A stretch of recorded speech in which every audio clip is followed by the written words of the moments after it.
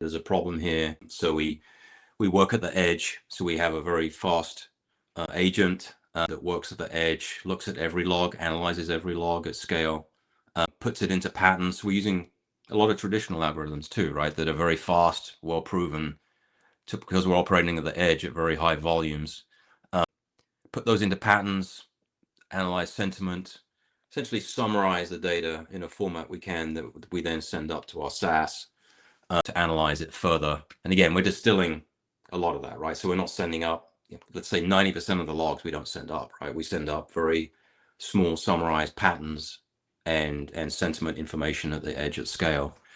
And then we have a couple of layers in our SaaS. So one that we have our own small language model that we've tuned specifically for looking at logs and correlating logs and bringing in inferencing across different services, for example, and different log streams.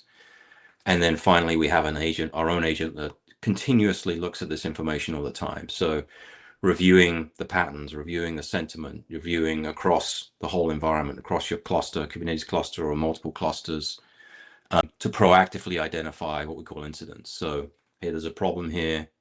Here's the impact of that problem. Here's how long, here's when it started. Here's how long it's been going.